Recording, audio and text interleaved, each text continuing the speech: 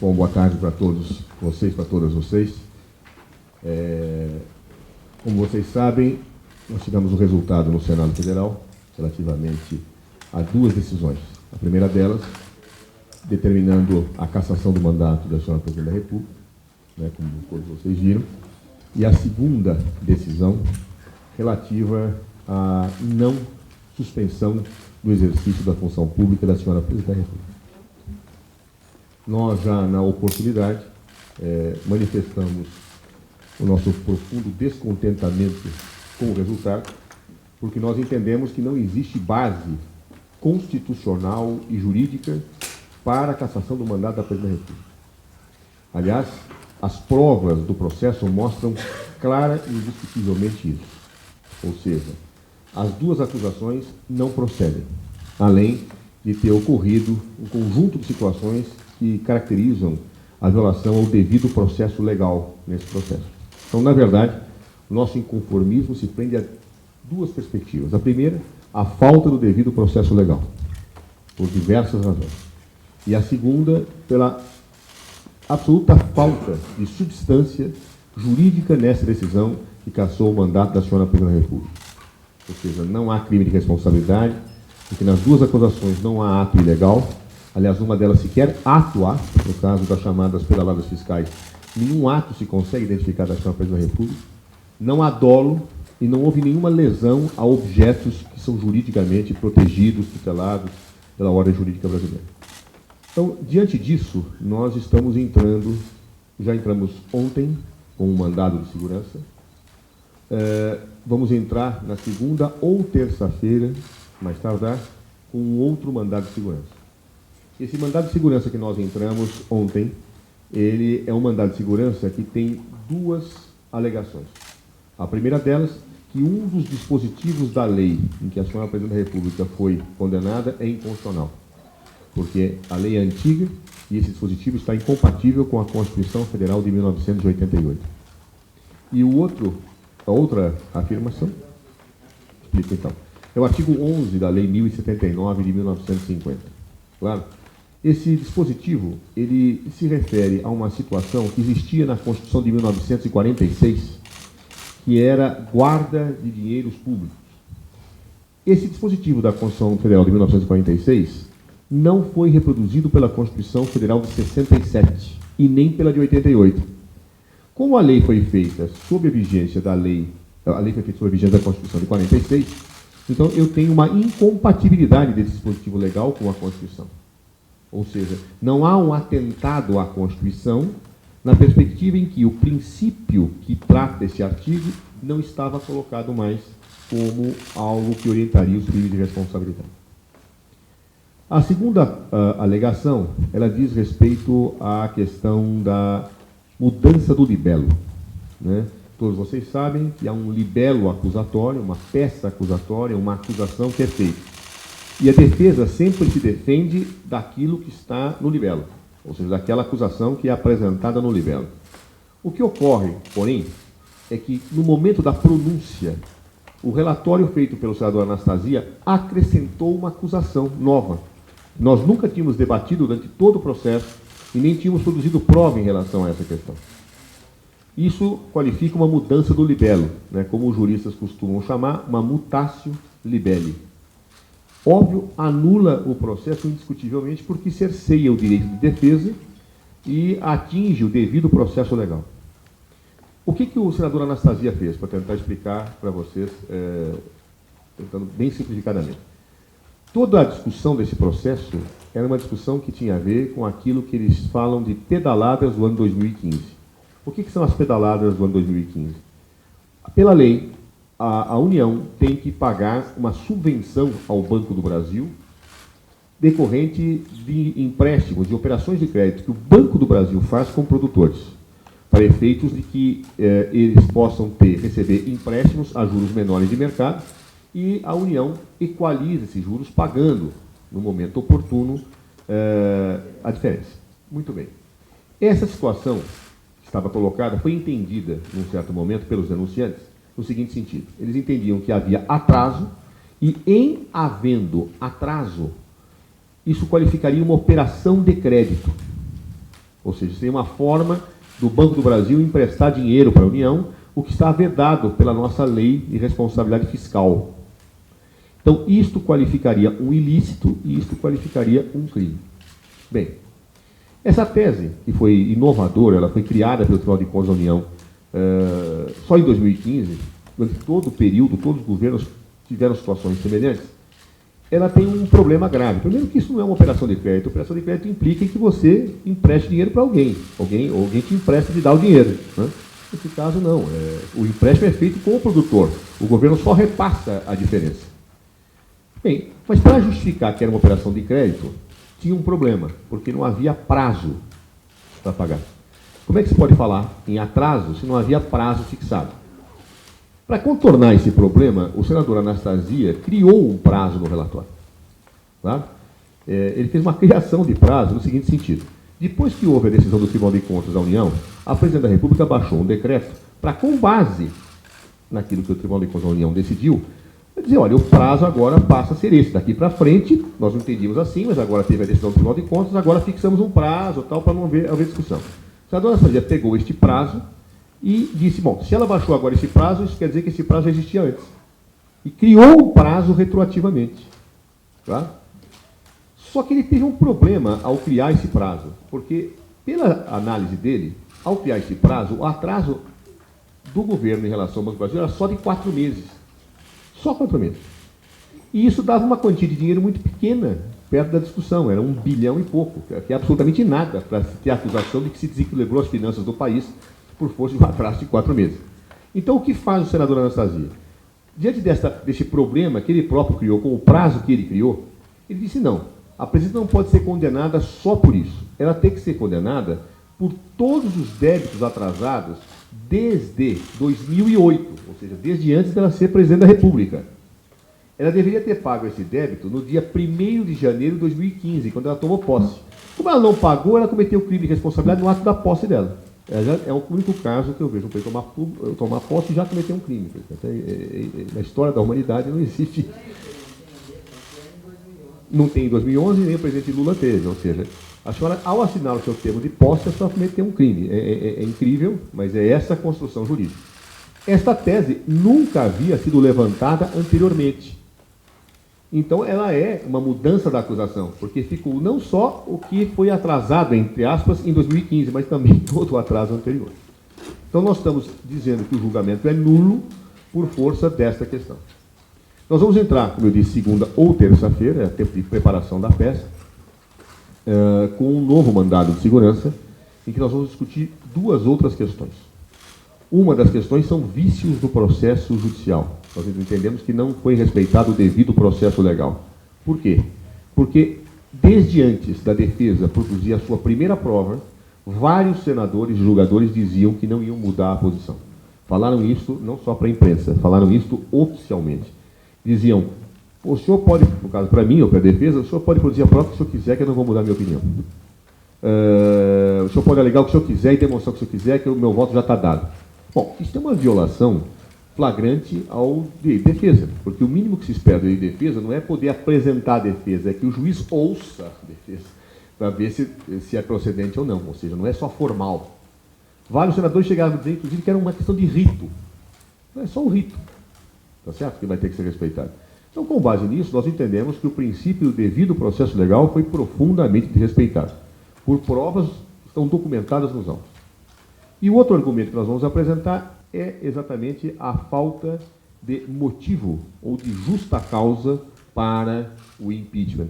Os fatos colocados efetivamente não autorizam a decretação do impeachment, porque o impeachment no presidencialismo ele exige pressupostos jurídicos e uma avaliação política. Sem pressupostos jurídicos não se pode fazer a avaliação política. Então nós vamos atacar isto.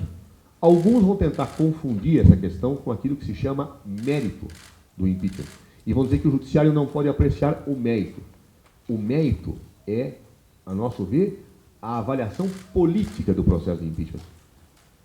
Efetivamente, se faltam pressupostos jurídicos, você não pode ter avaliação política, senão nós estaríamos transformando o presidencialismo numa forma de parlamentarismo.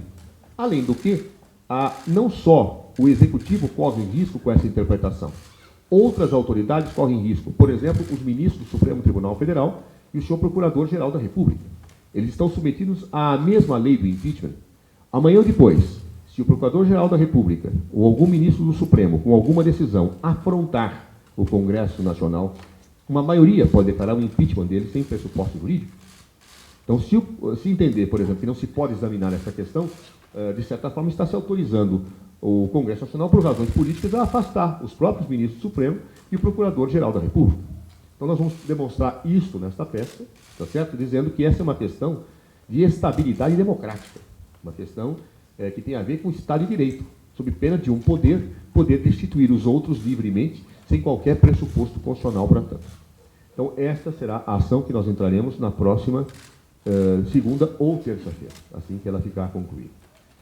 Fora isso, nós vamos pedir o ingresso no processo que foi impetrado pelos partidos governistas e que pretendem cancelar a decisão do Supremo Tribunal Federal relativamente à não suspensão do direito político da senhora Presidente da República.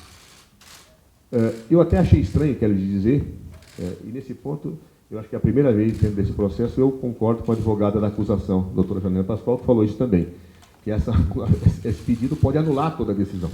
Eu não entendi bem a lógica, mas seja como for, nós defendemos efetivamente que é correto a questão da suspensão não ter sido decretada para a Presidente da República, pela não gravidade do comportamento e juridicamente por decisões anteriores e por importantes autores do direito constitucional brasileiro confirmarem essa tese. No caso Collor, o mandado de segurança que foi impetrado disse exatamente que a decisão de perda do mandato e a decisão de suspensão de direito político são duas penas distintas. Ou seja, a suspensão do direito político, ao contrário do que tem se afirmado por parte de líderes governistas, não é o efeito da primeira. Porque se fosse o efeito da primeira, quando Collor renunciou ao seu mandato, teria que ter parado tudo, porque cessou a causa, cessou o efeito. Não foi o que o Supremo Tribunal Federal entendeu naquele momento. Numa discussão, a partir de uma decisão do Senado Federal, levada aos tribunais, o Supremo entendeu não, são duas sanções distintas. Se são duas sanções distintas, embora não se possa aplicar a primeira, porque renunciou ao mandato, processe e se discuta e se aplica a segunda sanção. Então, portanto, a decisão do Supremo Tribunal Federal é um precedente muito importante, especialmente porque o próprio Supremo Tribunal, recentemente, numa ação, disse que o rito do processo do presidente Collor se aplicaria ao processo da presidenta Dilma. Então, portanto, há que se aplicar a todas as situações e todas as consequências. Em segundo lugar, os principais autores brasileiros de direito constitucional que tratam da matéria acabam reconhecendo que existem duas penas. Por exemplo, há um ilustre constitucionalista chamado Michel Temer, que é o vice-presidente da República, que agora assumiu, e tem um livro, Elementos de Direito Constitucional, em que ele diz o seguinte: o artigo 52, parágrafo único da Constituição, fixa duas penas: a perda do mandato e B, a inabilitação por 8 anos para exercício da função pública. Afirma o autor constitucionalista Michel Temer. A inabilitação para o exercício da função pública não decorre da perda do cargo, como a primeira leitura pode parecer. Decorre da própria responsabilização, não é pena acessória. Então, portanto, o ilustre constitucionalista Michel Temer é quem afirma textualmente nos seus elementos de direito constitucional, são duas decisões. Há um outro ilustre jurista também, que merece ser citado, que adota tese igual, que é o ministro do Supremo Tribunal Federal, Gilmar Mendes. O ministro Gilmar Mendes, no seu livro Curso de Direito Constitucional, afirma textualmente: o impeachment admite a aplicação de duas penas, a perda do cargo e inabilitação. Ou seja, entende que são duas penas distintas. Então, por esta razão, nós entendemos que a decisão do Senado foi corretamente tomada a partir do precedente do Supremo Tribunal Federal e de ilustres constitucionalistas brasileiros, como nós citamos o professor Michel Temer e o ministro Gilmar Mendes, sem embargo de tantos outros que falam a mesma coisa, mas os dois merecem ser lembrados pela própria envergadura dos ensinamentos que eles dão para todos nós. Boa tarde, mais uma vez. Eu vou puxar aqui.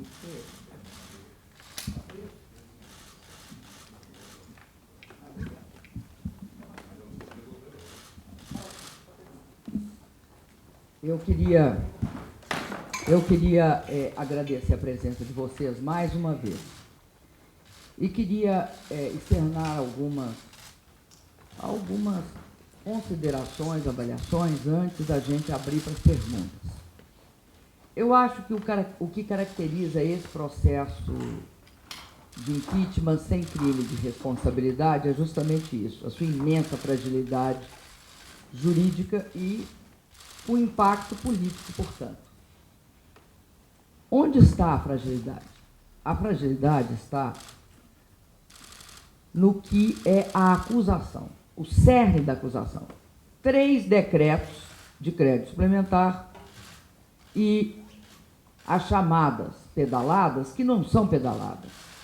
É importante isso, porque o que é que está nessa questão do Plano Safra por trás dela? Está uma política de subvenção agrícola, que consiste no seguinte: dada a taxa de juros de mercado, se dá aos produtores rurais brasileiros, pequenos, médios e grandes, um juro menor. E o que acontece? A União paga a diferença entre o juro que o agricultor está pagando e o juro de mercado. Paga para quem? Paga para os bancos. Então, esta é a questão bem clara. É isso que acontece. Esse Plano Safra, ele não é um contrato. Ele está baseado em quê? Está baseado numa lei, que é de 1992.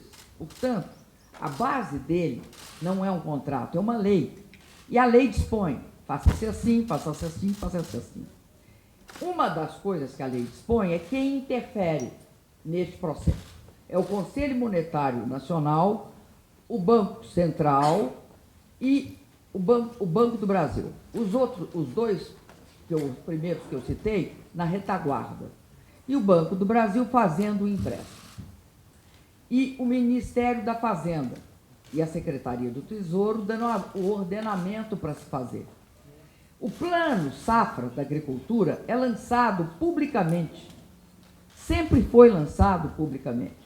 É dito perante todos as associações de produtores rurais, de agricultores familiares, é discutido de forma intensa, inclusive com os agricultores familiares, como será o Plano Safra daquele ano.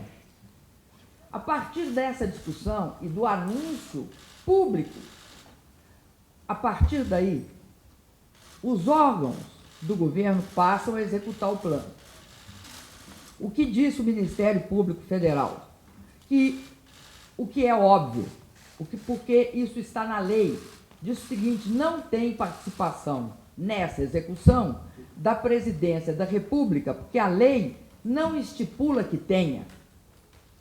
Daí, o Ministério Público Federal dizer o seguinte: se acharem alguma culpabilidade na presidenta, terão de achar culpabilidade em todos os que antecederam, porque todos fizeram o Plano Safra, porque é obrigação do presidente da República fazer o Plano Safra anualmente, porque ele é crucial para uma das maiores atividades econômicas do país, que é a agricultura, tanto a comercial quanto a familiar.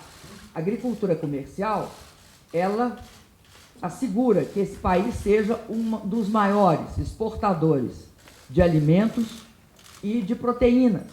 A agricultura familiar coloca comida na mesa da população brasileira todos os anos. Por isso que tem um chamado Plano Safra. Qual é a questão? A questão é a regra do jogo. Tentar alterar a regra do jogo, com o jogo sendo jogado, foi o que foi feito. E depois eu direi aqui qual é a minha interpretação do porquê fizeram isso. A outra questão diz respeito a 3 decretos. A primeira constatação, bastante estranha, é que começa a acusação com 6 decretos. Aí cai para 4. Aí cai para 3. No final, chegam aos 3 decretos. Então, sai de 6, passa para 4, e de 4 passa para 3. Já seria muito estranho uma pessoa, ao longo do processo, ser acusada de algo que vai diminuindo. Não vai aumentando, vai diminuindo. Por que vai diminuindo? O que são os 3 decretos? 70% dos 6 decretos são gastos autorizados no artigo 4 da lei que regula o orçamento. No artigo 4, a base fundamental do artigo 4 é dizer o seguinte: nos créditos suplementares, que são feitos por decretos da Presidência da República, o que pode ser aumentado e quanto? Qual é o limite? A primeira questão do limite é o seguinte: se for educação, você pode aumentar 100%. Se for, e eles vão escalonando isso, nos 29 incisos e 3 alíneas em média. É isso que eles fazem. E tem uma segunda questão que é fundamental. Diz assim: você pode editar esses decretos de crédito suplementar, desde que, a palavra seguinte é muito importante, compatíveis com a obtenção da meta de superávit primário. Como é que consegue, ao mesmo tempo, criar o decreto e manter o limite do gasto? Simples, porque a lei, o Brasil tem uma lei, que chama Lei de Responsabilidade Fiscal, que tem um decreto que contingencia a despesa. Então, a despesa está parada aqui. O que você pode alterar quando você coloca um decreto de crédito suplementar sem mexer na barreira?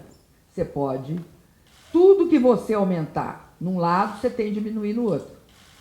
É aquela história que você vai para um supermercado com a sua lista de compras.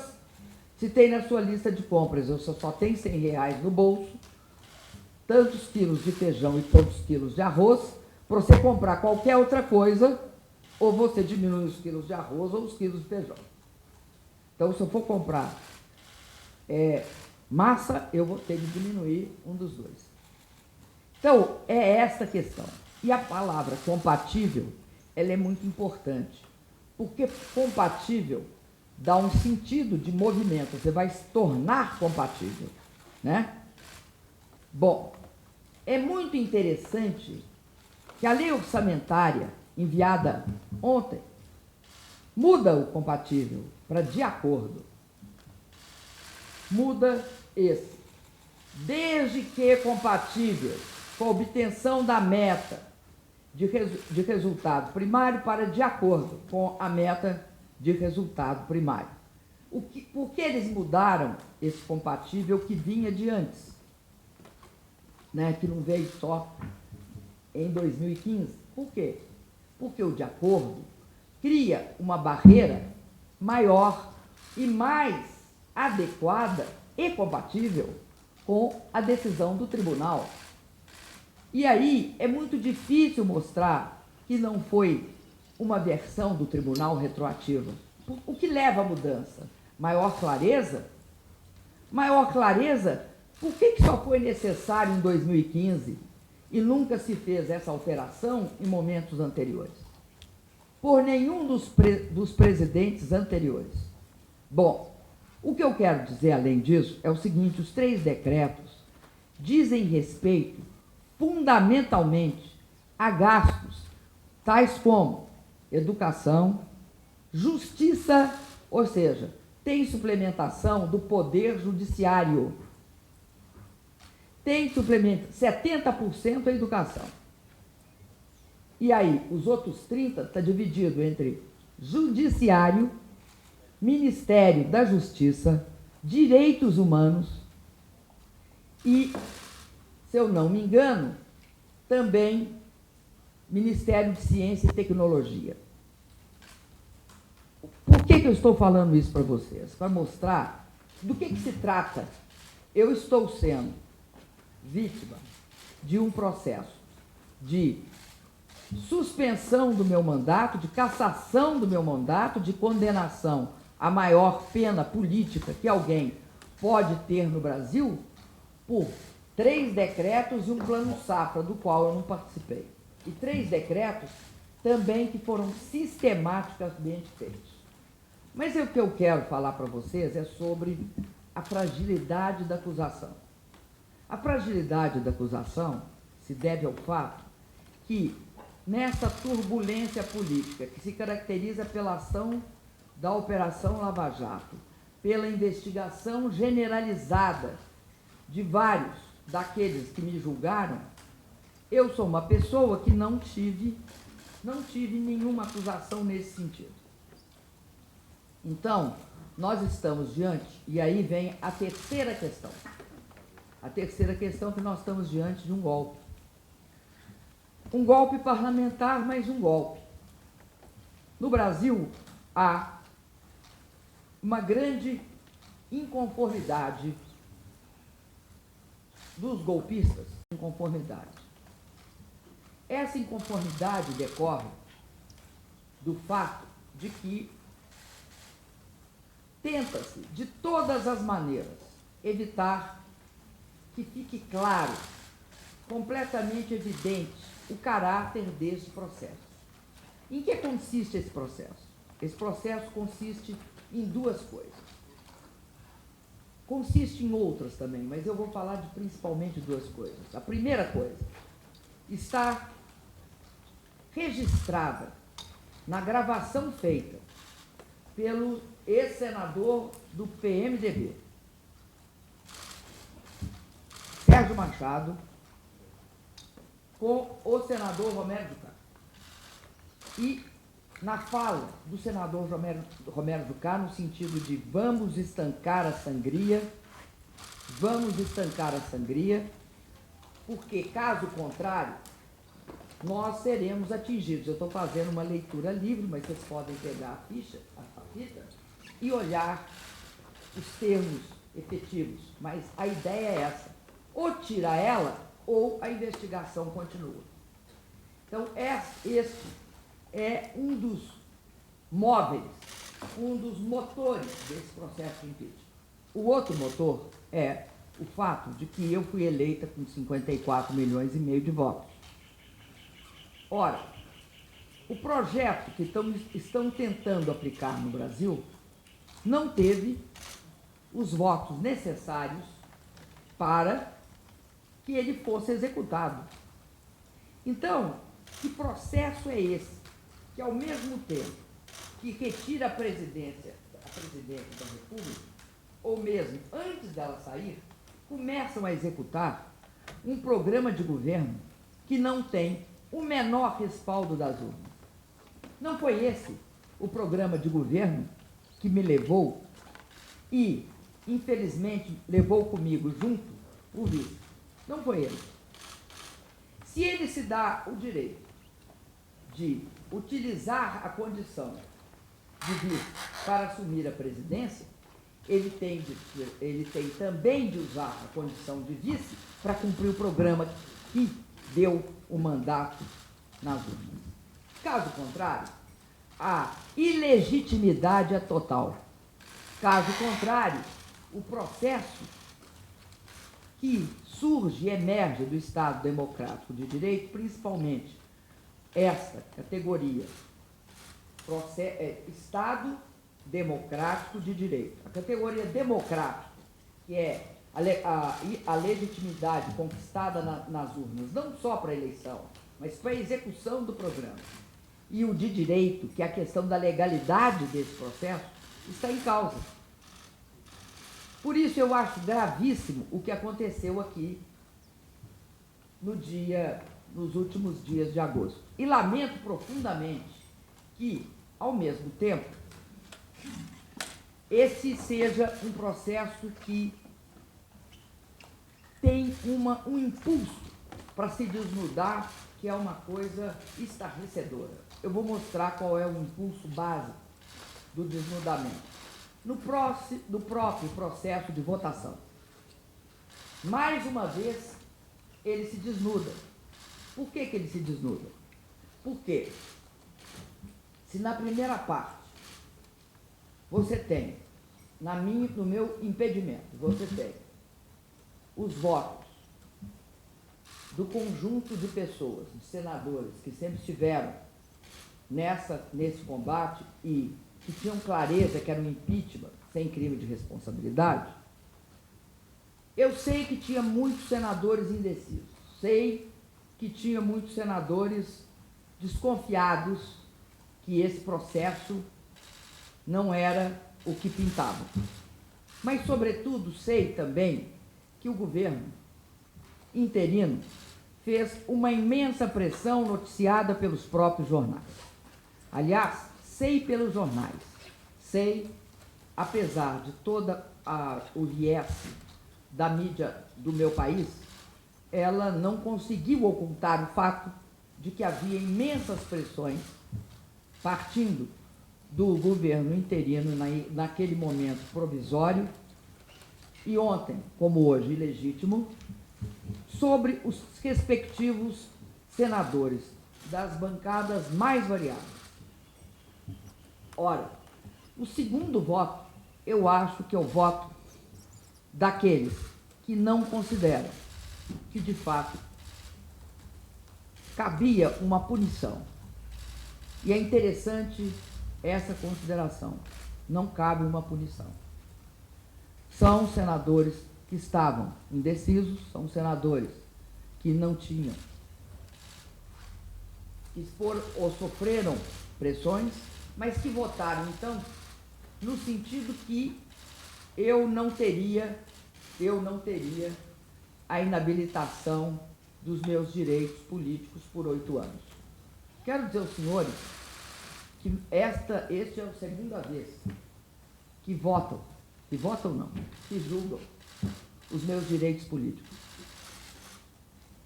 Em 1972, quando eu fui condenada 3 vezes durante a ditadura militar.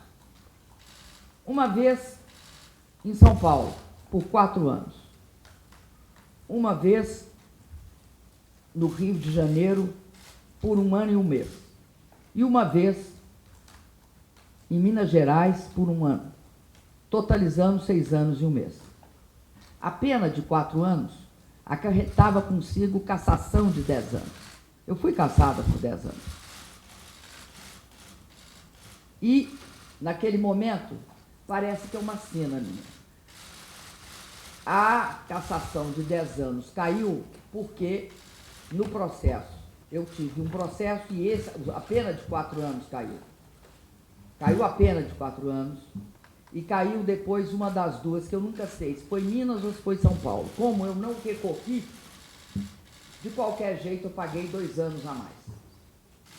E naquela época a Lei de Segurança Nacional era clara, não tinha ressarcimento por prisão a maior. Né? Você ficava preso, se fosse a mais, não tinha ressarcimento. Obviamente, se fosse a menos, tinha. 2 pesos e 2 medidas não são pouco usuais no nosso país. Bom, o que eu quero dizer é que essa cassação é de fato, uma pena principal.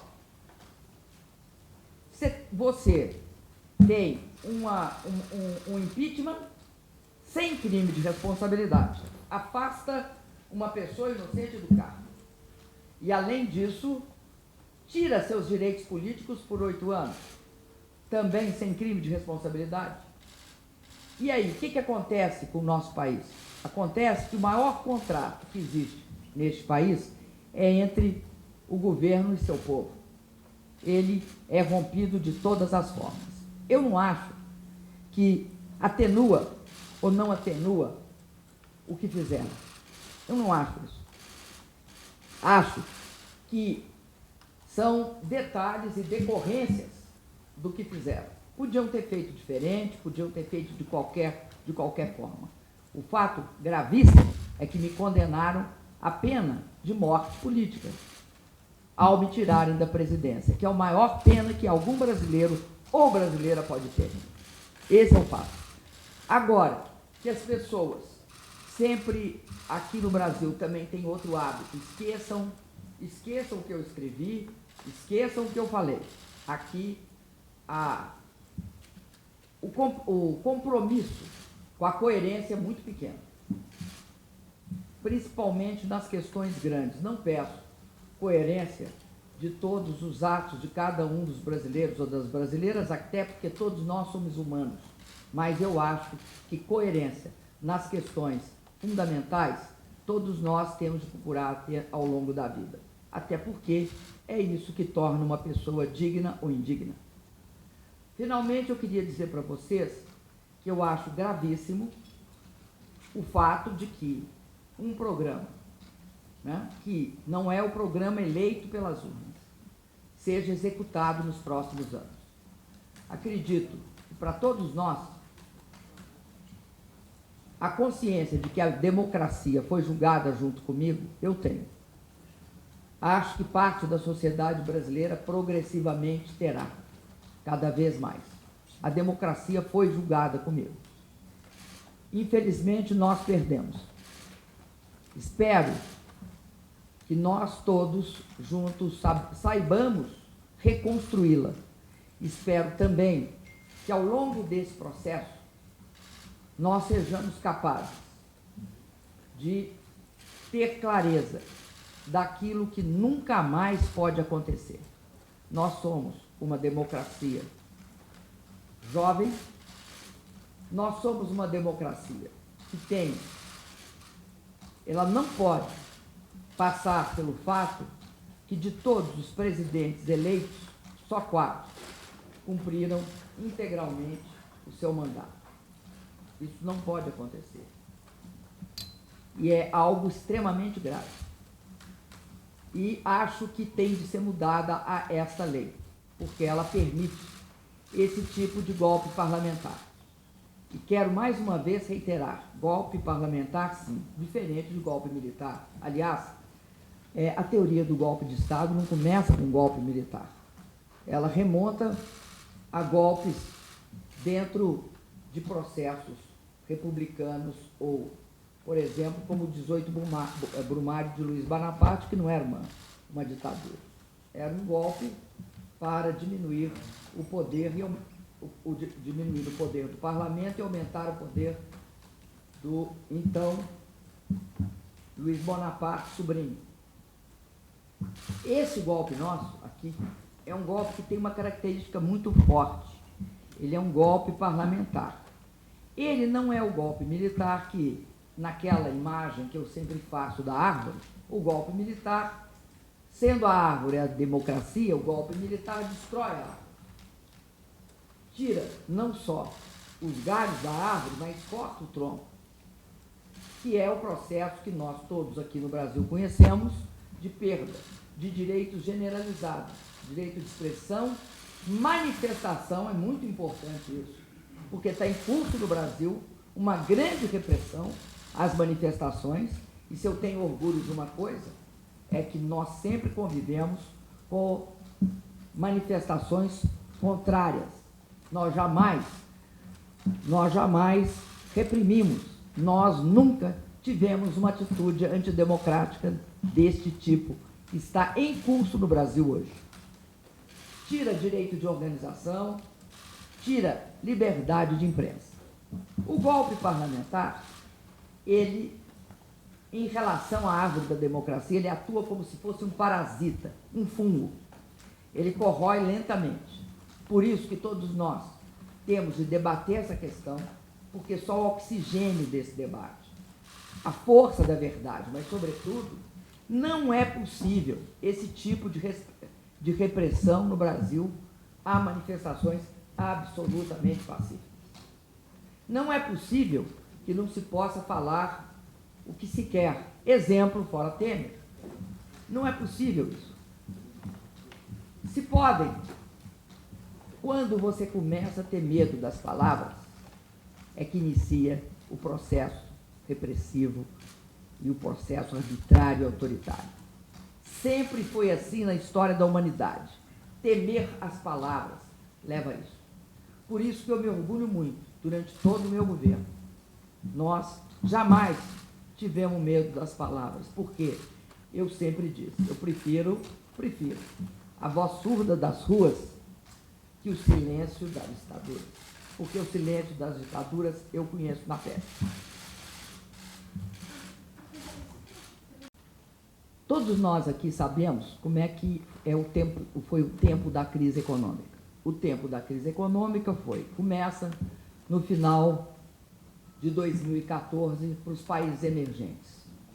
Atinge um auge no primeiro semestre de 2015 e ainda está em curso, né, com quedas nas taxas de crescimento de todos os emergentes, mas também dos países em desenvolvimento. Bom, o que acontece no Brasil? Que eu acho algo importantíssimo da gente perceber. É que um dos componentes do nível de crise que o Brasil atingiu é a crise política. A crise política, ela consistiu em quê? A crise política. Ela consistiu em impedir sistematicamente a retomada do crescimento econômico através da adoção de pautas que levavam a ajustes. Então, ao longo de 2015, nós tivemos as seguintes situações.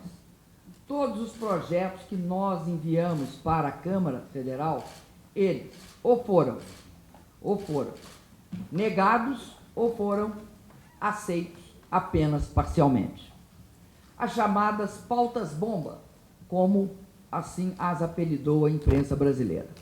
Segunda coisa, além disso, por parte do presidente da Câmara, que é, né, eu diria, não o coadjuvante do meu impeachment, mas o grande articulador do meu impeachment, por parte dele, houve uma deliberada tentativa, e de seus aliados, de desestabilizar o meu governo.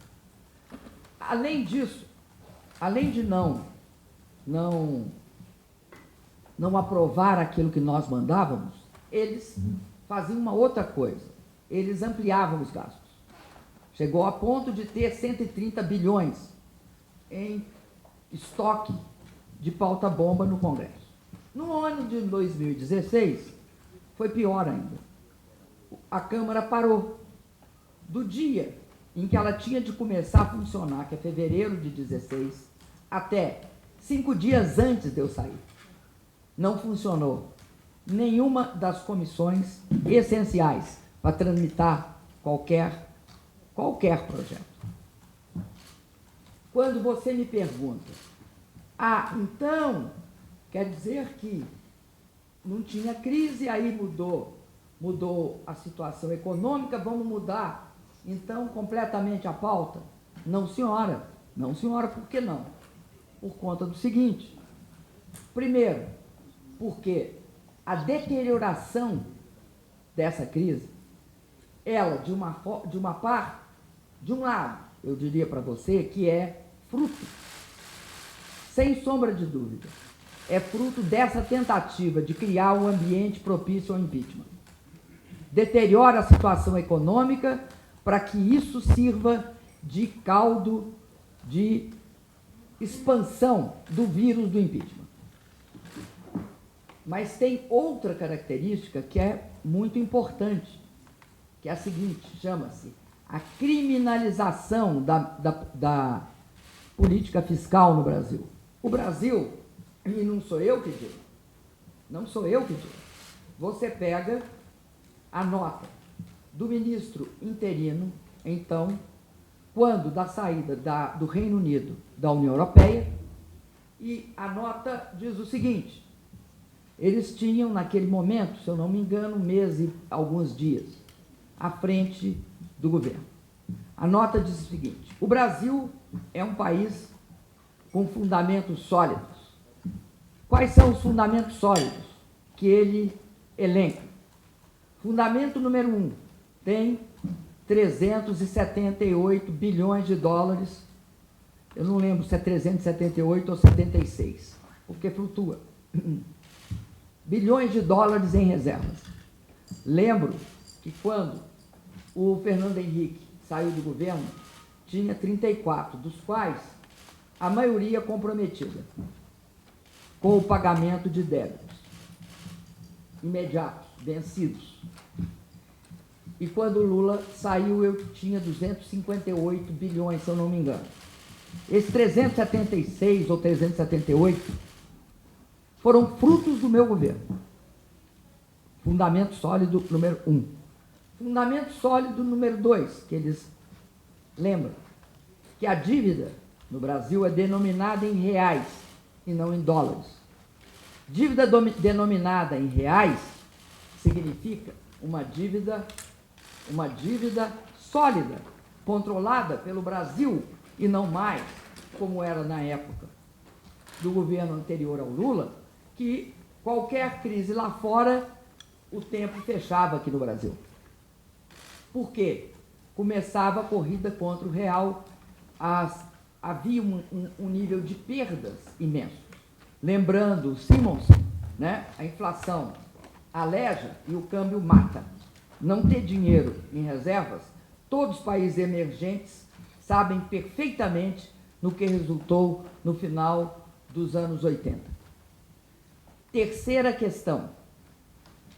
O Brasil tem uma situação de solidez porque cumpre todas a sua capacidade de pagamento externo. Nós não temos nenhum risco relativo a pagamento externo. Além disso, se você anualizar até maio, se eu não me engano, é o que foi citado na época, entrou no Brasil 79, poucos bilhões de dólares a título de investimento externo direto. Quando eu falei da criminalização da política fiscal, eu quero te dizer o seguinte: o que tinha problema no Brasil, logo no início de 2015, era fácil de ser corrigido. Se não se tivesse aprofundado a crise, como cuidaram de aprofundar para garantir este ambiente de impeachment, o Brasil já teria saído da crise. Para você ter uma ideia, nós tivemos 118, se eu não me engano, bilhões de reais de déficit no ano de 2015. Desses, 63 bilhões foi porque nós pagamos, quando o Tribunal de Contas exigiu, nós pagamos os passivos. Então, no caso do Plano Safra, não tem passivo, ou seja, não tem nenhuma dívida pendente. O Brasil não tem dívida em relação a essas questões de que me acusam. Não porque pagaram agora. Pagamos nós no final de fevereiro de 2015. Outra questão importante que também foi levantada. Veja você, é ridículo supor que a crise no Brasil, como dizem os senadores de oposição a mim hoje, né? Hoje são de situação, os senadores do PSDB, por exemplo, e mesmo do DEM, a causa da crise no Brasil são o Plano Safra e os decretos de suplementação. Isso é ridículo. Isso nem é subestimar a inteligência das pessoas. Mesmo porque, até por um motivo muito simples, né? O Plano Safra amplia a demanda. Ele é fator anticrise, anticíclico. Ele não é fator cíclico, pró-cíclico. Ele é anticíclico. Presidenta, a senhora falou há pouco sobre a reflexão sobre a proibição de pagar de imposto. Acha que esse processo talvez já não tinha outro grau, Eu acho que o povo brasileiro hoje tem um nível de consciência antiditadura muito forte. Ninguém passa por 20 anos de ditadura sem criar uma série de anticorpos, antifungos e tentativas de fechar o país. Não acredito. Acho que tentarão mecanismos de restrição de liberdades e vão ser combatidos. Espero que não. Espero que nós sejamos capazes, todos nós, brasileiros e brasileiras, de impedir isso. Eu sugeri, Olímpio, que você desse a palavra aqui interna, meu querido, porque está difícil. A senhora falou sobre senadores que estavam indecisos, que podem ter sido desconfiados e coagidos pelo outro lado, mas o Senado votou de uma maneira estrondosa contra a senhora. A senhora agora está recorrendo no Supremo Tribunal. A senhora espera um novo julgamento e um voto diferente dessa vez? Olha, eu não acho eu acho que é estranhíssima essa dupla votação. Essa discussão aqui. Senão vocês não tinham me perguntado. Né? Vota de uma vez um jeito, vota da outra vez outro jeito. É no mínimo estranho. Em Minas a gente ficaria desconfiado. Nós somos um povo muito desconfiado, nós mineiros. Então, não acho esse passeio que você está falando, nem sempre, né, a estrada dos votos é uma estrada de ferro. Retinha. Acho que ela é muito tortuosa. Presidente, a senhora diz que o governo agora, oficial de Michel Temer, conduz uma pauta que não é eleita nas urnas e uma série de retrocessos que não foram propostos em 2014 durante a campanha. Mas o mesmo PMDB está junto com o PT em mais de 1000 cidades pelo país, em pelo menos 200 cidades. A chapa para prefeito e vice-prefeito é PP e PMDB. A senhora vê alguma contradição nisso? Eu vou tentar explicar qual é a situação dramática que o sistema político brasileiro vive. Hoje, no Brasil, nós temos, aí varia, se é 35 ou 37 partidos. Não fica muito claro. Todos os partidos, principalmente aquele que era o PMDB, o grande partido de centro, o MDB do Ulisses, etc., se fragmentou. Então, você tem vários PMDBs nos municípios. Você tem características as mais diferentes. Os partidos no Brasil diminuíram o grau de partidos programáticos. Você não pode supor que num país como o nosso, né, 35 partidos são programáticos. Não tem 35 programas. Você pode ter um número maior do que um ou dois, porque tem nuances, etc. Mas então, a sua pergunta, a mim não constrange. Sabe por quê? Não acho nada. Acho que esta é a crise política que o país passa. Um sistema eleitoral e um sistema político cuja correspondência é baixa entre o que o partido faz e todos os seus membros fazem. É baixa a correspondência. Por quê? Por isso que eu estou te dizendo. Quando você tem 35 partidos ou 37, você tem não o império do programa, não o império das propostas só. Você tem o fisiologismo, você tem os interesses regionais. Eu não sou contra interesses regionais, nem interesses municipais. Agora, na teoria e também naquilo que foi o maior avanço democrático nos países que adotam a democracia como um regime, uma das características é justamente o fato dos partidos terem uma ação homogênea. Não ocorre no Brasil. Não ocorre no Brasil nessas eleições, não ocorreu nas anteriores, não ocorre nas votações no Senado, não ocorre nas votações na Câmara. Quando a gente propôs um plebiscito convocando eleições diretas e um plebiscito sobre reforma política, é porque há que haver essas alterações para dar governabilidade ao país. Não é só por uma questão das eleições, para a própria governabilidade. Pra você ter uma ideia, o Fernando Henrique Cardoso precisou de 3 partidos para obter maioria simples, 4 para obter a maioria de 2/3. O Lula precisou de 8 e 11. Eu precisei de 14 e 20. E sempre eu digo, quando eu falo isso, vírgula, e olhe lá, porque muitas vezes os partidos não têm unidade interna. Então, na hora da votação, depende do que é o interesse regional. O que eu acho? Eu acho que nós temos de trabalhar o aprofundamento do caráter programático dos partidos. Isso é crucial para a governabilidade. Ninguém terá uma governabilidade que não seja baseada nessa questão do toma lá da cá, por que que me achavam dura? Porque é difícil, se você tiver algumas convicções, ficar no toma lá da cá. Não é fácil. E eu não me recusava a algumas coisas. E me recusei sistematicamente. Vamos lembrar que o deputado presidente da Câmara, Eduardo Cunha, para não aceitar o impeachment, o que ele queria? Que 3 deputados do PT votassem a seu favor. Então, me desculpa, mas eu acho que esse é um dos fenômenos de tudo isso, dessa crise política que eu estou te falando, que existe no Brasil. Não é porque me tiraram da presidência da República que solucionaram esse processo. Não solucionaram, não. Pelo contrário, eu acho que ele se agravou.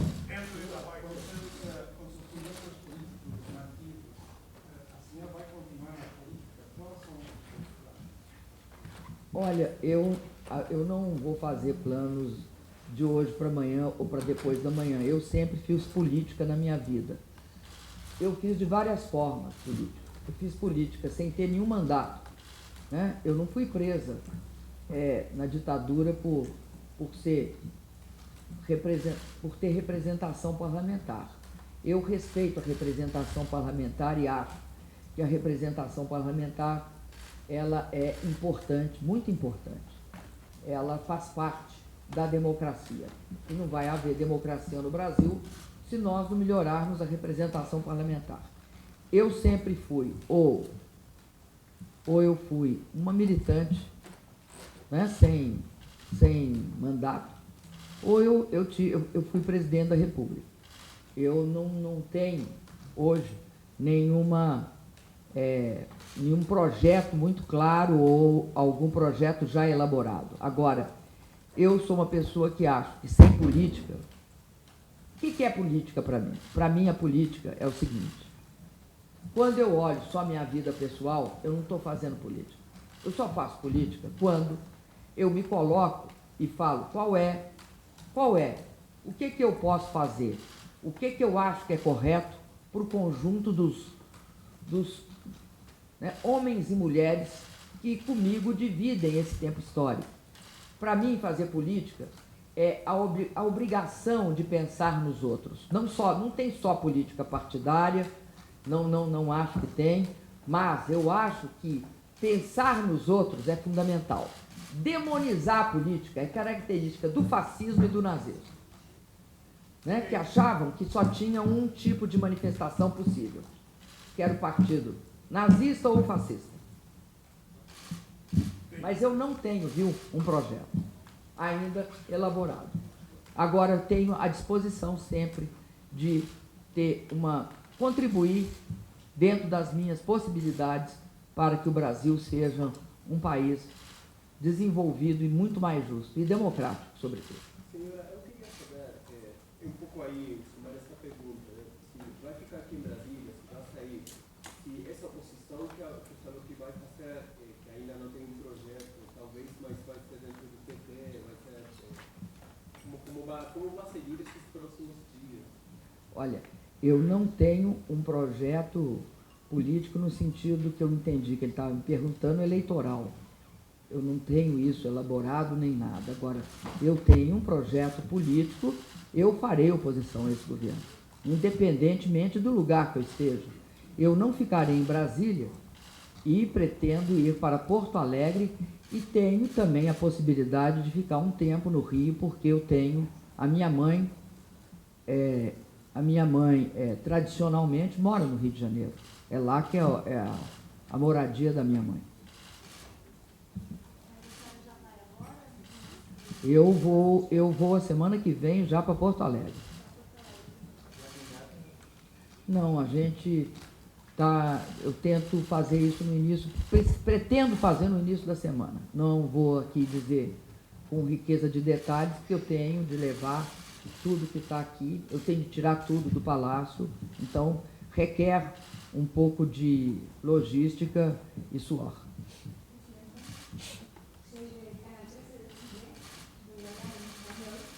Nosotros entendíamos bien el español, en que pese que no hablamos bien. Pero se entiende muy bien. Ecuador, Venezuela y Bolivia la apoyaron inmediatamente después de su destitución. Chile, en cambio, sacó una declaración apoyando, diciendo la amistad que tienen con usted, pero diciendo que respetaban los asuntos internos del país. ¿Habría esperado usted una reacción más crítica del gobierno de Chile? Y considerando su amistad con Michelle Bachelet, ¿está decepcionada de su reacción? Olha, eu tenho alguns anos de atuação aqui na América Latina, até porque eu acho que a partir do governo do presidente Lula, nós mudamos o nosso enfoque. Nós passamos a achar que era impossível que a gente não desse importância para os nossos vizinhos. E passamos a olhar a América Latina como sendo uma prioridade, né, para a política externa brasileira, assim como a África, os países emergentes, como os BRICS, né, e fizemos toda uma política nesse sentido. Qual é a nossa atitude? E que eu acho que foi a atitude correta, a política externa altiva e correta que nós fizemos. Ela implicou no respeito a todos os governos, não importando o que os governos tivessem de convicções diferentes das nossas. Eu continuo achando assim. No caso específico que você falou, eu tenho grande gratidão pela Michelle Bachelet, que teve uma solidariedade pessoal comigo. Entendo perfeitamente que nas condições da Michelle, isso signifique um grande apoio para mim. Também respeito muito a posição do Evo Morales, do Rafael Correia, do Maduro, que me prestaram essa solidariedade mais aberta. Houve várias gradações de solidariedade, eu as entendo todas, até porque muito disso depende da situação interna de cada país. Se a gente não respeitar isso, a gente, de fato, aqui no Brasil, praticaria uma lamentável politicazinha imperialista. Eu chamo politicazinha imperialista porque ela é ridícula. É ridículo você achar que você pode fazer política externa criando o seu padrão ideológico e querendo que os demais países ajam assim. Eu me refiro aqui explicitamente ao que foi feito em relação à questão do Uruguai, no caso do Mercosul.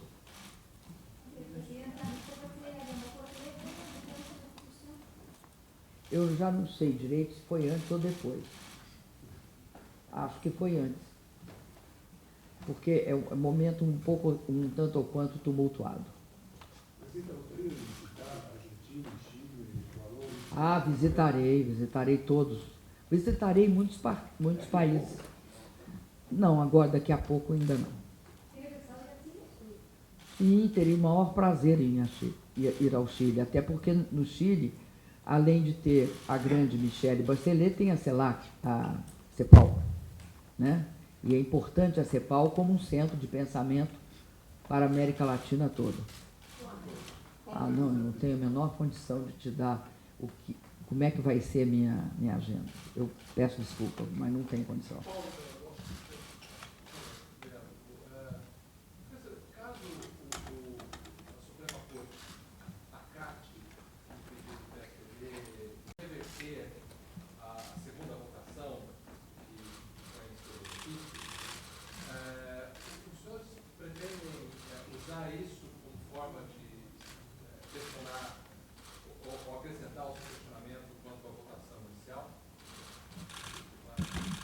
Veja, eu acho que é impossível, minha visão, né? É impossível o Supremo Tribunal Federal anular só aquela votação. Porque quando os senadores foram votar, eles podem ter medido o seu primeiro voto por força do segunda votação. Claro? Eles podem ter avaliado o seu segundo voto, o seu primeiro voto, a partir da segunda votação. Então, na medida em que houve a garantia de que haveria um destaque, um senador pode ter dito, bom, eu vou votar não vou votar mais pela absolvição na primeira, mas vou votar pela suspensão no segundo. Então não é possível cindir essas votações quando elas são em sequência e podem implicar em valoração distinta, obviamente, pela existência das duas, né? Por isso que no início logo eu disse, ou seja, quando a própria advogada da acusação estava contra a que partidos entrassem com o mandado de segurança, ela disse, isso pode anular toda a decisão. Claro? E isso implicaria no retorno de Dilma Rousseff à presidência da República e Michel Temer à situação de interinidade. Claro? Então, o que eu vou dizer, eu juridicamente eu não vejo como se possa anular uma situação só, na minha avaliação jurídica. Claro? Agora, evidentemente, há uma discussão jurídica que se coloca nessa questão, é o seguinte, pode-se analisar questões interna corporis do legislativo ou não se pode? Claro? Se o Supremo entender que pode, todas as nossas solicitações também poderão ser examinadas. Claro, porque essa é uma discussão que eu tenho visto alguns falarem, não, o que você vai discutir agora na Suprema Corte, a Suprema Corte não pode rever a decisão de impeachment, que é a posição tradicional. Ora, se pode para um, pode para outro. Claro? Então, é uma situação muito interconexa, bem conexa de situações, nesse caso, que o Supremo estará submetido. Então, eu acho difícil anular só um, tá certo? Se anular, tem que anular tudo. E dois, acho, sinceramente, que ao se reconhecer que seria procedente isso, terá que se reconhecer muitas outras ilegalidades que foram praticadas nesse processo, que nós também estamos arguindo. Veja, não na decisão deles, mas na minha eu tenho.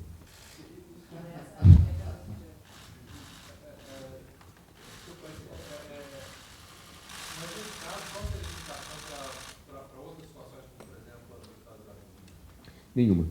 Absolutamente nenhuma. Por várias razões. Tá certo? Tem se feito uma especulação que eu acho absolutamente indevida nesse caso.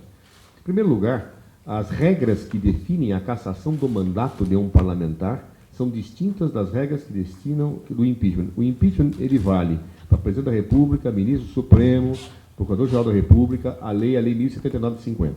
As regras atinentes à cassação de mandato parlamentar são outras, completamente distintas. Então não há que se dizer que, no caso, vota-se um e implica em outro.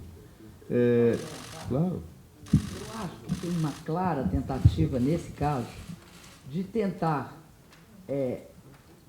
porque tem um problema que nós levantamos na nossa defesa, e eu levantei também lá no Senado. Eu estou sendo julgado por 3 decretos de crédito suplementar, né, que não resultaram em nenhum benefício pessoal para mim, que era um ato de governo. Estou sendo julgada por um plano safra. Não tenho contas no exterior, não cometi nenhuma irregularidade do ponto de vista de praticar ilícitos, não tenho acusação de corrupção. Ótimo. O que acontece com o senhor Eduardo Cunha? O senhor Eduardo Cunha tem contas no exterior provadas e reprovadas. Tem acusação de inúmeros delatores no sentido de que ele recebia propina, recebia recursos. Eu sou julgado. O senhor Eduardo Cunha, não. A imprensa toda no Brasil noticia que há uma pressão enorme da parte dele para não ser julgado, caso contrário, ele colocaria não só o presidente, mas toda a sua entourage em questão. Aí eu te pergunto, por que de repente, quando o Senado vota a segunda questão, que é a questão da inabilitação política, o nome dele vem a público, sendo que até, vocês me desculpem, as emas do Alvorada sabem que a lei para mim é uma, para mim, para os ministros do Supremo é uma, e para os deputados e senadores é outra. Então, o que está por trás disso? Está a tentativa de começar a introduzir no meio do espaço político e da mídia uma ideia. Qual é a ideia? Já que absolveram disso a presidente, teremos de absolver o senhor Eduardo Cunha. Não mesmo. Essa não, porque é interessante que o julgamento dele já foi adiado para novembro. Não, foi adiado para novembro. Não, marcaram para 11 de setembro, E também as emas. Essas emas são fofoqueiras. Todas as emas estão dizendo que é depois das eleições. Tá? As emas, você pode... Se você olhar, você vai ver que essas emas são animais bastante fofoqueiros.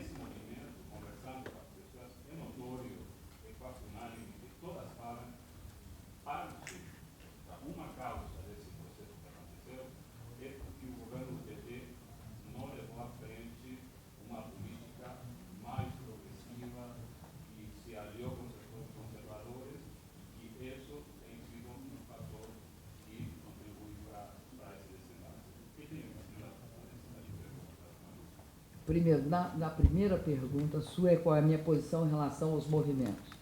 Eu respeito todos os movimentos. Eu respeitei os movimentos quando eles eram contra mim.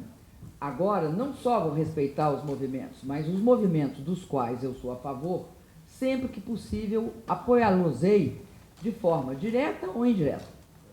Respeito, acho que o Brasil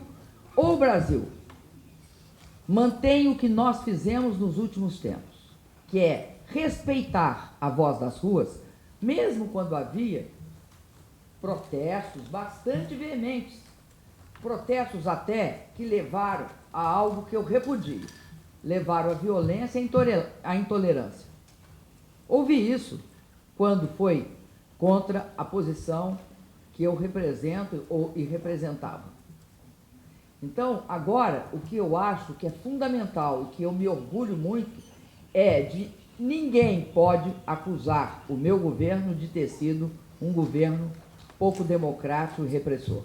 Pelo contrário, nós aceitamos todas as manifestações, demos, inclusive, todos os sinais no sentido que as queríamos pacíficas, sem repressão, e que as pessoas tinham direito de se manifestar. Porque essa história eu conheço, como é que começa, e também conheço como é que termina. Começa assim, o pessoal vai para a rua, aí vem a repressão e fura um olho de uma menina. Depois, vai para a rua e mata alguém, como mataram o Edson Luiz. Eu sou da época do Edson Luiz. Eu participei da passeata. Óbvio. Eu sou a jovem daquela época, né? Então, eu sei o que é. A gente corria de... eu sei perfeitamente como é que começa. E a segunda frase é a seguinte: a culpa é do manifestante. A violência partiu deles. Isto é algo que todo o pessoal da minha geração não pode deixar ocorrer no Brasil. Não pode compactuar com isso. A força do Estado é muito maior que a força das pessoas. O Estado, o terrorismo do Estado é gravíssimo. O Estado não pode fazer isso, principalmente porque vivemos numa democracia. E também porque o poder do Estado para reprimir é muito forte. Não pode fazer isso. Quando se faz isso, se abre brecha para o arbítrio e assim começam as ditaduras. Não precisam de ser as ditaduras só militares. Elas podem ser civis disfarçadas. Então, quanto a isso, pode ter certeza, eu vou ficar muito atento. O que eu puder fazer para que isso não ocorra no meu país novamente, eu vou fazer. Nunca pensei que poderia novamente ter essa preocupação. E acho que, já falei aqui para vocês, prefiro a voz roucas das ruas gritando no meu ouvido do que o silêncio dos cárceres, da tortura, da perda de direitos. Eu quero te complementar dizendo o seguinte: o que é ruim no governo? Antes interino, mas hoje é ilegítimo. O que é ruim? É ruim o fato de que perdas de direitos, individuais ou coletivos, não passam nas urnas nem hoje, nem amanhã, nem depois da manhã. E o que nós estamos vendo é uma opção. Porque, vamos ser claros, não existe só uma receita. Existem várias alternativas. E diante da crise existe um conflito distributivo. Se você opta por tirar os direitos, todos os direitos que as pessoas conquistaram nos últimos anos, se você opta por ser essa saída conservadora e ultraliberal como sendo a saída da crise, você não venha me dizer que ela é a única. Ela não é. Não tem só uma saída para a crise. Outra questão, que é a segunda pergunta dele, que é o que eu vou fazer? Não. Você não levou a crise a fundo e prometeu incentivos que representavam um progresso. Se aliou com setores conservadores e implementou uma política conservadora. Olha, eu acho o seguinte, posso falar? Eu acho que o PT, no espaço político que nós tivemos nos últimos anos, fez, no limite, a política mais consequente. Por quê? Porque esse é um país que vem de uma lógica escravista oligárquica, em que as pessoas não tinham, eu diria para você, os direitos fundamentais. O que nós conquistamos nesse período? Nós tiramos o Brasil do mapa da fome. Não é um país pequeno, é um país de 200 milhões de habitantes. Tirá-lo do mapa da fome significa que nós acabamos com a pobreza extrema. Se mais não fosse isso em 13 anos, me diz qual outro país que teve esse processo aqui na América Latina. Nós tiramos o Brasil do mapa da fome. Nós criamos o maior programa de habitação popular. Nós criamos e garantimos a ampliação extraordinária do acesso à educação. Acho que até aquele filme, Que Horas Ela Volta, é um exemplo disso. E eu podia te dizer aqui 1000 outras coisas que nós fizemos, né? Conseguimos, por exemplo, ampliar o atendimento médico básico no Brasil de forma expressiva. Conseguimos um investimento em infraestrutura que não tinha durante muitos anos nesse país. Não só que agora vai ser concluída a interligação do São Francisco, que é a maior obra hídrica de toda a América Latina, como também todas as obras de mobilidade urbana. Da onde saiu a Olimpíada de 2016? Saiu do meu governo. O governo interino, em um mês, não fez nada. O meu governo criou, o Lula trouxe e nós fizemos a Olimpíada no Brasil. Ah, não tem legado? Como não tem legado? O Rio de Janeiro é outro para a população que mora na periferia do Rio, com todos os BRTs e todas as avenidas. O Rio mudou de face, assegurando um nível de interconexão para o pessoal que mora na Zona Norte e da Zona Oeste do Rio de Janeiro. Então, eu quero te dizer outra coisa. Acho que o que nós fizemos em 13 anos, poucos governos fizeram. E enfrentamos uma crise. A crise nossa não caiu do céu.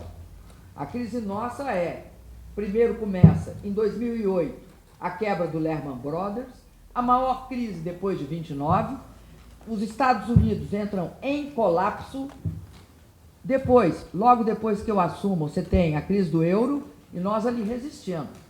Só para te lembrar, em 2013 nós tivemos a menor taxa de desemprego da história do Brasil, 4,6%. Uma das menores do mundo também. Então, uma hora a crise chegou. Como disse uma vez, numa palestra aqui, o prêmio Nobel Stiglitz, ele dizia o seguinte, que a crise chegaria ao Brasil estava precificado. O que não estava precificado era que ela chegaria aqui acompanhada dessa monstruosa crise política. Dessa monstruosa crise política que criminalizou a política fiscal, que inviabilizou o primeiro ano do meu segundo mandato. Eu não concordo que o PT não fez as transformações mais importantes no Brasil dos últimos 100 anos. Mentira. Eu excetuo a grande transformação do Getúlio, do Jango e do Juscelino. Daqui para frente ele só faz isso na vida dele. Mas no fundo, assim, não é porque ele é advogado, mas assim, acha que existe alguma possibilidade real de votar, de ter uma hora para votar, existe aqui uma política necessária, não somos nada, no Supremo Tribunal Federal? Olha, primeiro, o que horas ela volta é justamente uma história que diz respeito aos ganhos que a população brasileira teve, e aí não só de acesso à educação, mas também de autoestima. Esse filme, Que Horas Ela Volta, é isso, é a história de como uma menina que vem, que a mãe é empregada doméstica, passa a ter não só acesso à educação, mas também a liberdade de pensar que ela tinha direito, que ela devia ter oportunidade e que ela era igual aos seus patrões. Porque no Brasil, nunca se esqueça, nós fomos o último país a sair da escravidão. Um país que é o último a sair da escravidão tem uma relação com o trabalho manual e com as pessoas mais humildes, uma relação de que elas não têm direito. Que o direito é todo daqueles que têm, de alguma forma, uma inserção social melhor. Então, era isso que eu estava falando sobre Que Horas Ela Volta. Eu não estava me referindo a mim. Tá? Não, é só para precisar, porque senão caiu do ar. Mas não é isso que eu quero te dizer. Não, só um pouquinho, eu estou respondendo. Não? Não? Ah, tá. Eu também estou com a voz meio ruim, né? Eu, nessa época do ano aqui, tem isso. A segunda agora esqueci. Meu Deus. Não, eu vou repetir uma coisa que eu já disse, que agora você me dá a oportunidade de deixar ela mais clara. Eu acho que esse golpe tem uma característica muito específica. Ele é um golpe parlamentar. Ele não acaba no sentido que o outro acaba com todas as instituições democráticas. É nosso papel daqueles que não são a favor do golpe, olhar para as instituições brasileiras e respeitá-las. Eu vou recorrer em todas as instâncias, porque é essa a forma correta de combate. Aquele negócio que eu estava dizendo, olha, é o Machado, a ditadura militar é o Machado, o golpe parlamentar é o fungo e os parasitas, é isso. Como é que você combate o fungo e o parasita? Você combate com duas armas. O diálogo, a crítica, de um lado. A verdade e a disputa sobre as versões, o esclarecimento sobre as situações de outro. Então, por que nós temos de ir em todas as instâncias? Por que nós começamos na Câmara? Por que nós fomos ao Senado? Por que nós vamos ao Supremo? Importa muito, nós queremos ganhar. Mas, além de querer ganhar, nós queremos que as instituições se fortaleçam. E elas só se fortalecerão se elas tiverem posições. Se nós chegarmos e falar, não vale a pena, não vou fazer isso. O Cardoso não vai fazer, parou, não vai fazer os infinitos recursos dele. Eu paro de falar. O que acontece? Acontece que você como que coloca mais um fungo e um parasita naquela instituição. Nós temos de respeitar e ir lá debater. Foi por isso que eu fiquei eu não sei se 13, 14 ou 15 horas lá no Senado. Por quê? Porque eu respeito a instituição Senado.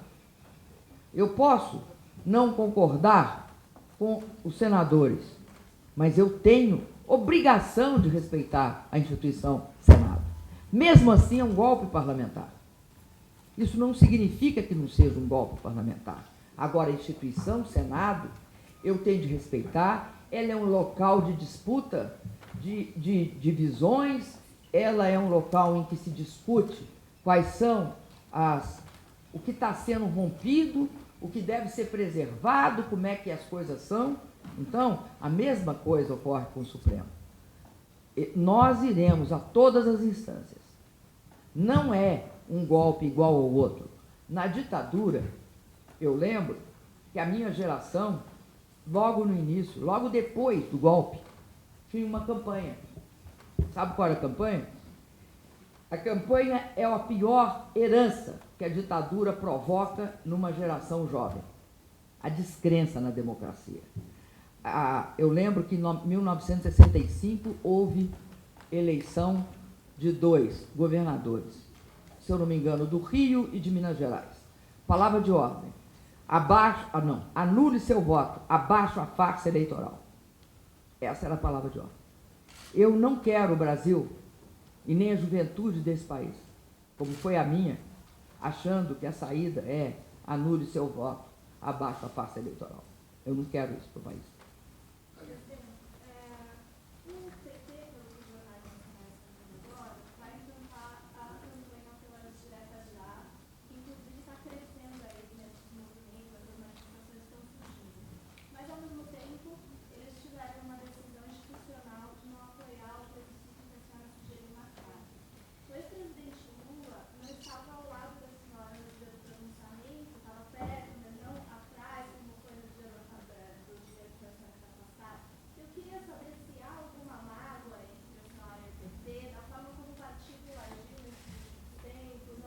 Minha querida, vocês podem continuar insistindo, como vem fazendo, desde o dia que eu assumi o mandato de presidente.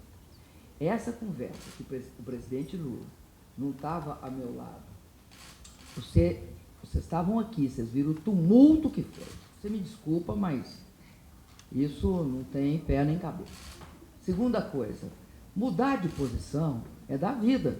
Eu cansei de mudar. Você não. Quando você acha que a coisa muda ou você não muda de posição, eu mudo.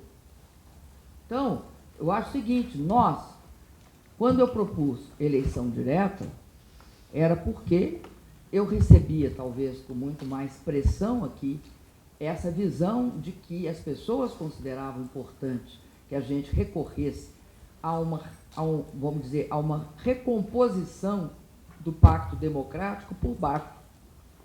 Por baixo só tem um jeito.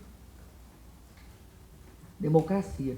Então, eu acho que o PT tomou uma posição, está agora percebendo que é democracia muito melhor para o PT e para nós todos. Não tenho nenhuma mágoa do PT, não só o Lula ficou aqui comigo. Em todos esses processos, ele teve presente aqui comigo. Ele acompanhou a votação comigo do impeachment. Ele esteve presente comigo em todas as circunstâncias, foi no Senado, ficou lá em cima, sentado, me encheu de apoio e carinho. Tá? Por ele eu tenho imensa consideração, além de política pessoal. Então, essa história de tentar me dispor com o Lula, sugiro que vocês desistam. Sugiro. É uma perda de tempo. E queria acrescentar uma outra coisa. Eu acho que não só nós, quem está querendo eleição direta é o povo nas ruas. É o povo. Todas as pesquisas, é o povo. Eu nem uso muito pesquisa, porque eu acho que pesquisa é algo momentâneo. Mas que as pessoas querem eleição direta, eu não tenho dúvida. Ô, gente, mais dois. Mais dois, senão eu vou ficar aqui, segundo ele, infinito. No infinito. Falando dizer que depois dos campos do Norte, é a Corte Interamericana de Direitos Humanos, e uma parte da Essa é dele. E a segunda... Você lembra do Tafarel? Então eu posso falar para ele, vai que é tua, Tafarel. O Tafarel é lá do Rio Grande do Sul. Era chileno, né? O Tafarel. Era chileno, jogador do Inter, goleiro. Então vai. Eu acho que o Tafarel não era chileno? Ah, não, estou confundindo. Desculpa. Agora, como dizem no Rio Grande do Sul, bloqueei. A segunda partida, como poderíamos explicar que, em promedio, em termos gerais, a imprensa internacional considera que no Brasil houve uma situação política institucional estranha. E na imprensa brasileira, a opinião é outra. Olha, eu acho que o Brasil, se para algo servir meu afastamento, ele deve servir para que nós façamos, a partir de agora, uma análise muito séria sobre as consequências de termos 4 grupos de mídia controlando toda a comunicação do Brasil. Nós temos também de fazer uma reflexão muito séria sobre as versões, a indução a certo tipo de posições, o uso por alguns grupos econômicos, 4 ou 5, da sua versão, como sendo a versão. E acho que isso está ficando claro para a imprensa internacional. Até então, eu acredito que não havia uma consciência tão forte a esse respeito. Agora, eu acho que isso surgiu de uma forma muito significativa. Antes, qualquer divergência era assim, é porque eles são lulopetistas. Qualquer coisa que nós dizíamos, ou que alguém que não era nem ligado a nós dizia, era porque são petistas. Andaram, inclusive, fazendo algumas incursões desse tipo em relação a alguns integrantes da imprensa internacional sem muito sucesso. Agora, eles não podem falar que o New York Times é petista. Não pode falar que o Le Monde é petista, que o País é petista. Eles não têm de concordar, não é uma questão de concordar ou não comigo, com o meu governo ou com qualquer outra coisa. É uma questão de analisar a situação política de forma objetiva. Eles não podem mais dizer isso. Eu acho que é muito importante o que aconteceu e o papel da mídia internacional no Brasil. Nós, a partir do dia em que eu fui afastado, quero dizer para vocês que eu fui literalmente expelida de alguns meios de comunicação a partir desse dia. E quem permitiu que o próprio Brasil tivesse conhecimento do que se passava aqui mesmo foi as repercussões da imprensa internacional sobre o próprio país, através não só de algumas notícias dos jornais, mas sobretudo pelas redes sociais. Acho que isso foi muito forte e muito importante, porque senão nós teríamos tido um deserto de informação. O viés a favor do golpe era amplo, total e inequívoco. Eu terei maior interesse em receber os correspondentes. Carinho. O infinito. Bem, vocês sabem que, não por iniciativa da defesa da Presidente da República, mas alguns parlamentares brasileiros já foram à Comissão Interamericana. Inclusive, a Comissão Interamericana já pediu informações ao governo brasileiro e nós estamos ainda aguardando essa tramitação. Nesse momento, a defesa da Presidente da República vai ao Supremo Tribunal Federal, é a nossa corte, tá certo? e vamos aguardar a decisão do Supremo. Eu não afasto a hipótese nenhuma, como disse a presidente, nós vamos a todas as instâncias para fazer valer o direito e para fazer com que nós possamos estar denunciando e reafirmando que houve um golpe parlamentar no Brasil. Mas, nesse momento, nós vamos aguardar a decisão do Supremo. Depois disso, nós verificaremos que medidas podem ser tomadas em outras cortes.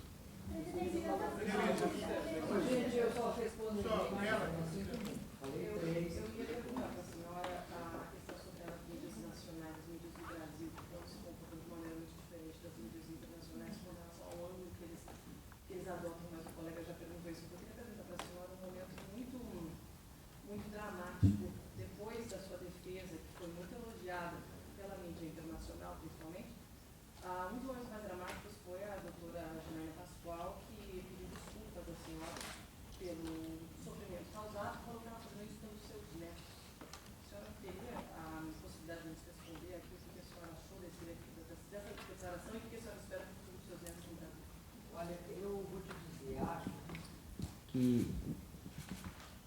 vocês assistiram o comportamento da doutora.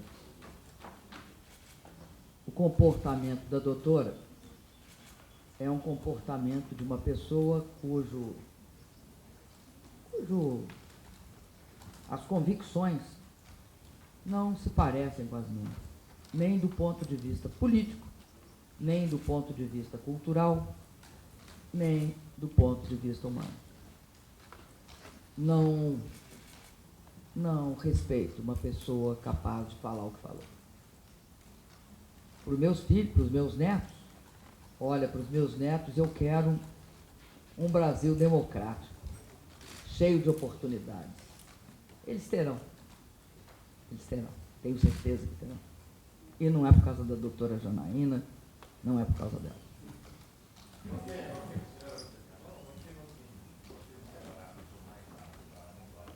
Não tenho? Não, senhor. Fizemos entrevistas para Al Jazeera, agora, se me pedirem entrevistas para o Mundo Árabe.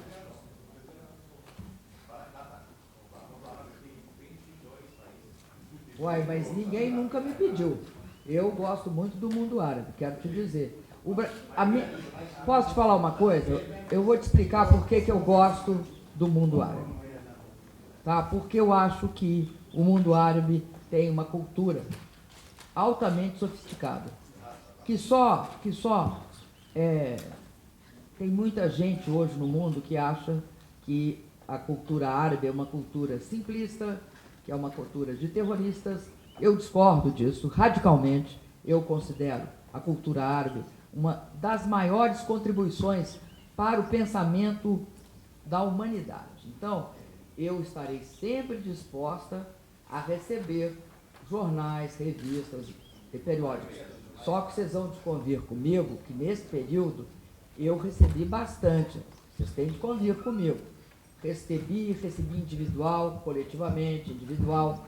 Então, agora começa uma nova etapa. Quero dizer novamente que estou à disposição. Obviamente, vocês vão me dar um tempinho, né? Tá? E assim que eu me implantar no meu local, eu começo a receber novamente.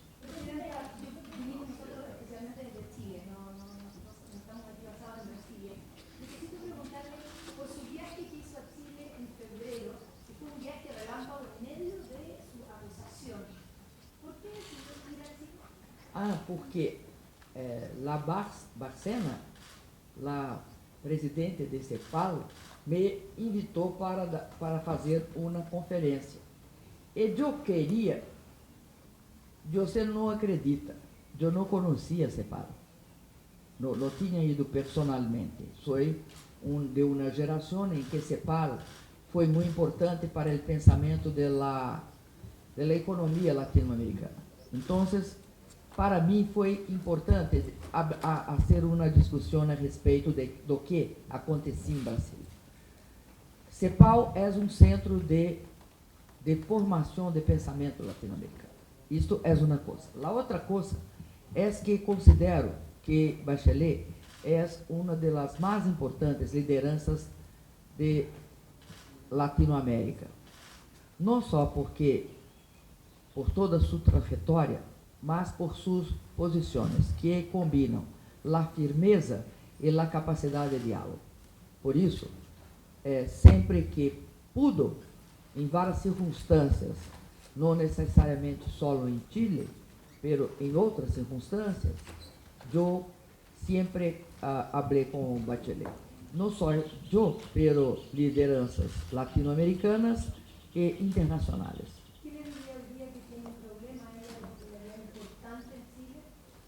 Diria que ustedes enfrentam a mesma crise que nós outros, e que em las fases de ascensão do ciclo econômico, as pessoas têm uma tolerância maior.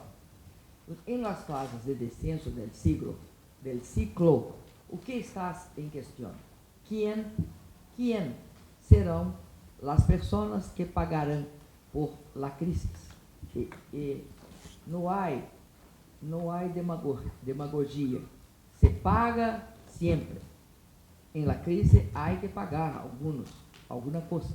Todos os países, não só Chile, todos.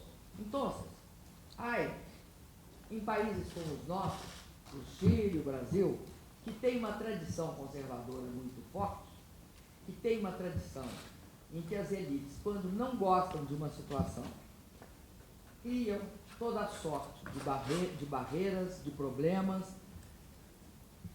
Eu acho que em vários locais isso está ocorrendo, não só aqui na América Latina. Agora, o que você não vê? Você teve uma crise profundíssima nos Estados Unidos. Milhões de pessoas perderam suas casas. Milhões de pessoas perderam seus empregos. Ninguém depôs o presidente Obama. É só isso a diferença. Eu espero que no Chile tenha maturidade para saber que o país tem de enfrentar a crise e manter a democracia.